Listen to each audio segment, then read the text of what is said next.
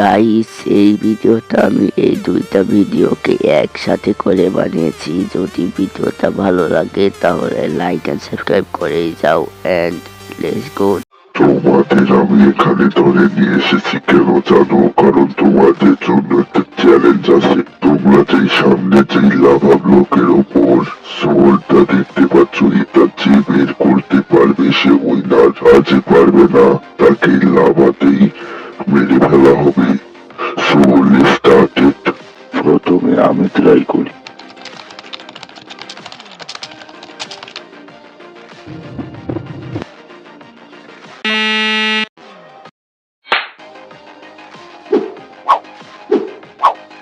এখন আমার পালা। এ আমার বন্ধুকে মেরেছে, একে তো আমি ছাড়বো না।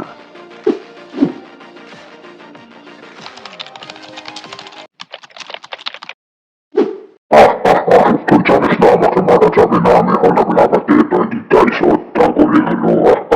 এবার তোর কি হবে? তোকেও আমি ছাড়বো না। আর তুইও জানিস না আমি কতটা পাওয়ারফুল।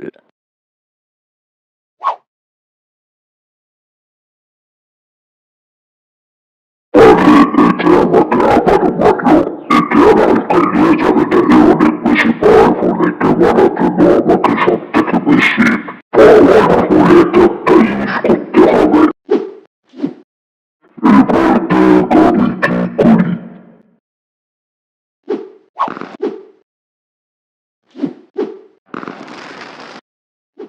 আরে তুই তো মরে গেছিলি, তাহলে কিভাবে এলি? সেটা তো আমি জানি না, শুধু বলতে পারি হঠাৎ করে আমার কাছে অনেক বেশি পাওয়ার চলে এলো আর আমি হঠাৎ করে এখানে টেলিপোর্ট হয়ে গেলাম। তুই এখন ওই লাভাম্যানকে কি করবি? পেয়ে গেছি বুদ্ধি। কেমন বুদ্ধি? যারা যারা আসেন সবাই একত্রিত হয়ে যান, আজকে এর জানাজা পড়া হবে। কিন্তু এখানে তো কেউই নাই। ও, কেউই নাই? তাহলে চল আমরা দুইজনেই জানাজা পড়ি, তারপরে দুইজনে দোয়া করবো ওর জন্য।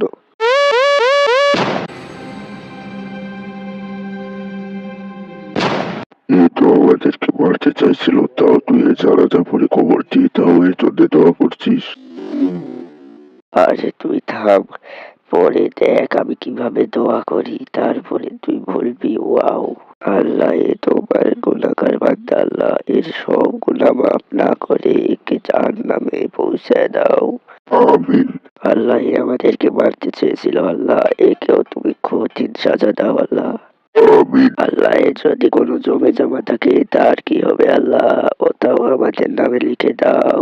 আমিন আমিন আমিন। তাহলে তুমি এই জন্যই দোয়া করতে চাইছিলে? ওয়াও। আমি বলেছিলাম না তুই বলবি ওয়াও, বললে ফেললি তো ওয়াও।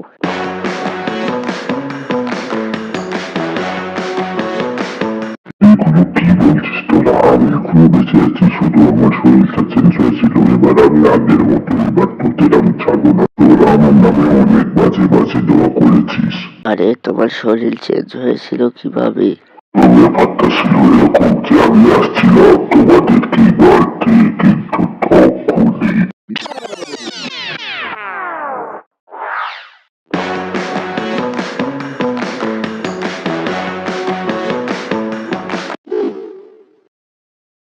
আমি এত বড় লাভা ব্লক কোথা থেকে চলে এলো? তোর ভেতরে ঢোকার আগে তোকে বলে রাখি, তুই লাভাম্যান হয়ে যাবি এবং তোর ভেতরে সব পাওয়ার থাকবে লাভাম্যানের। কিন্তু তোর কিছু মনে থাকবে না, তুই শুধু অন্যদের চ্যালেঞ্জ দিতে থাকবি। তোর প্রথম শিকার হলো MR গেমিং এবং তার বন্ধু। এবং তোকে এটাও বলে রাখি যে তুই যদি আগের মতো নর্মাল হয়ে যাস তাহলে লাভা পাওয়ার তোর কাছেই থাকবে। আমি আবার কিছু মনে হচ্ছে না, কিন্তু গায়ে প্রচুর শক্তি অনুভব হচ্ছে।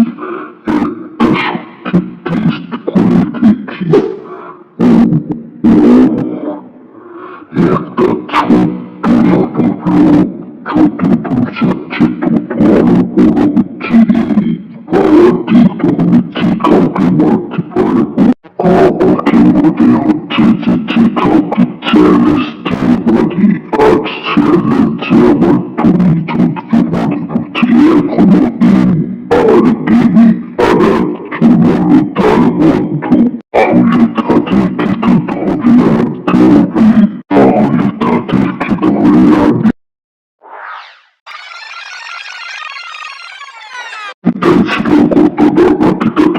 জানোই তোমার সাথে তো অনেক খারাপ হলো, আর তোমার জন্য আমাদের সাথে অনেক খারাপ হলো।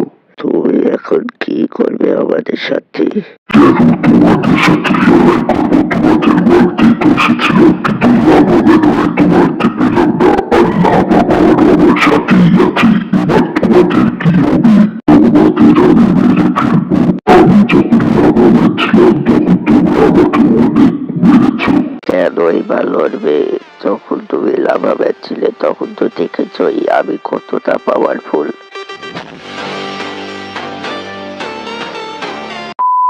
যখন আমি লাভাবের ছিলাম তখন আমার ভিতরে শুধু লাভা পাওয়ারই ছিল, কিন্তু এখন আমার আগের পাওয়ার এবং আমার লাভা পাওয়ারও আছে। এবার তোকে তো আমি ছাড়বো না। আমার পাওয়ার বিষয়েও তোর কাছে কোনো ধারণা নেই।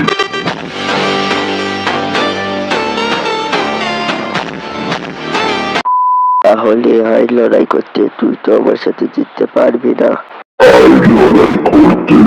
ওয়েট আ সেকেন্ড, তোর আবার কি হলো? আমি হব রেফারি। কিসের রেফারি? কোনো রেফারিকে বলে চলবে না। এটা হলো লড়াই। হয়ে যা রেফারি, শুধু আমাকে জিতিয়ে দিস, ঠিক আছে? এই তো, আমাদেরকে তো মেরেই ফেলতে চেয়েছিল। ঠিক আছে, জিতিয়ে দেবো।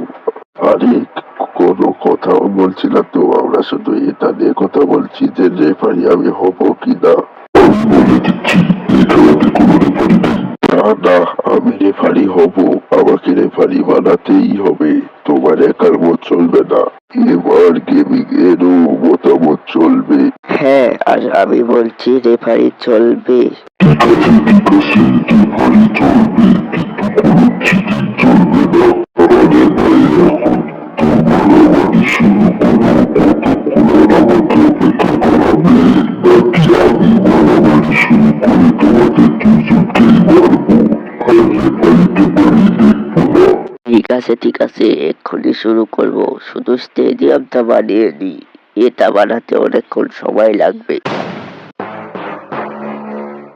দুই খেলোয়াড়, শোনো, এখানে কিছু রুলস আছে, আর সেই রুলস ফলো করে তোমাদেরকে মারামারি মানে ফাইট করতে হবে।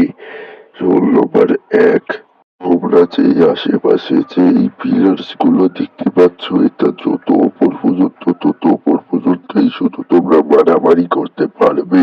সবাই বুঝতে পেরেছো? এবং রুল নম্বর 2, তোমরা দুইজন এর মধ্যে কেউ চিটিং করবে না। যদি করো তাহলে সে গেম থেকে আউট, আর যে থাকবে সে উইনার। নাম্বার 3 আর লাস্ট রুল, এই বোতামের বাইরে কেউ যাবে না। তুই জানিস না তুই কার সাথে ফাইট করছিস? আমি তোকে একবারই হারিয়ে দেবো। হ্যাঁ হ্যাঁ, জেগে জেগে স্বপ্ন দেখে নে, কারণ পরে তো তুই একবারেই ঘুমিয়ে যাবি। এটা তো সবাই বলে দেবে যে কি ঘুমাবি আর কি ঘুমাবি না। এন্ড ফাইটের জন্য রেডি তোমরা? 1 3 2 1 ফাইট।